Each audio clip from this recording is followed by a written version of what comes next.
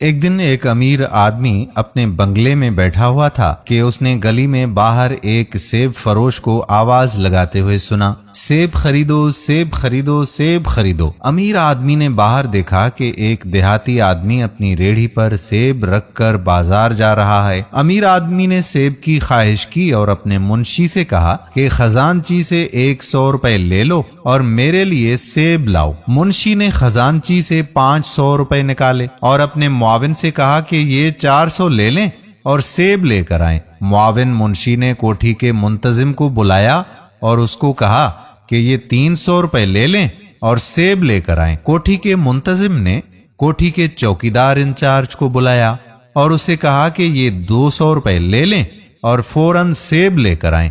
چوکیداری کے انچارج نے گیٹ کے سپاہی کو بلایا اور کہا کہ یہ 100 روپے لے لو اور سیب لے کر آؤ۔ سپاہی سیب والے کے پیچھے گیا اور اسے گریبان سے پکڑ کر کہا کہ اے دیہاتی جاہل انسان، تم اتنا شور کیوں کر رہے ہو؟ تمہیں نہیں پتا کہ یہ ہمارے بالا افسر کی کوٹھی ہے اور تم نے دل دہلا دینے والی آوازوں سے ہمارے افسر کی نیند خراب کر ڈالی ہے۔ اب مجھے یہ حکم ہوا ہے کہ تجھ کو پکڑ کر پولیس کے حوالے کروں یا تمہیں جوتے مار مار کر سبق سکھاؤں تاکہ تم کسی بھی گلی میں اتنی بڑی آواز میں شور مت مچاؤ۔ سیب فروش سپاہی کے قدموں میں گر گیا اور کہنے لگا کہ صاحب، میں بہت غریب آدمی ہوں، میں نے غلطی کی ہے جناب، میں دوبارہ کبھی اس گلی میں آواز نہیں لگاؤں گا، بس اس بار مجھے جانے دیں۔ لیکن وہ سپاہی تھا کہ اس کو گلے سے پکڑ کر رکھا تھا، چھوڑ ہی نہیں رہا تھا۔ اس ریڑھی والے نے کہا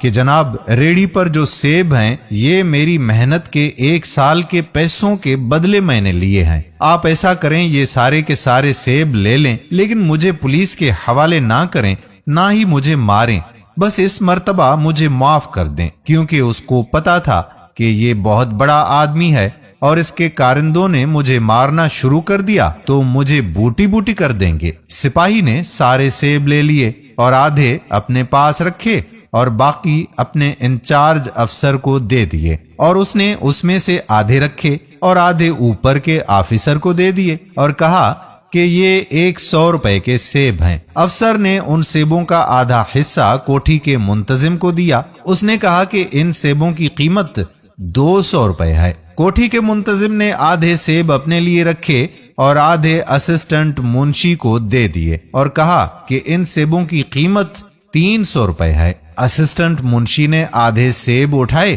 اور بڑے منشی کے پاس گیا اور کہا کہ ان سیبوں کی قیمت 400 روپے ہے۔ منشی نے آدھے سیب اپنے لیے رکھے اور اس طرح صرف 5 سیب لے کر کوٹھی کے مالک کے پاس گیا اور کہا کہ یہ 5 سیب ہیں جن کی مالیت 500 روپے ہے۔ اور پھر اس بالا افسر اور امیر آدمی نے اپنے آپ یہ سوچا کہ ہماری اس دورہ حکومت میں لوگ واقعی امیر اور خوشحال ہیں۔ ریڑھی والے نے 5 سیب 500 کے عوض فروخت کیے، مطلب 100 کے لیے 1 سیب۔ ہمارے ملک کے لوگ 100 کے عوض 1 سیب خرید سکتے ہیں، یعنی ہمارے ملک کے لوگ بہت امیر ہیں۔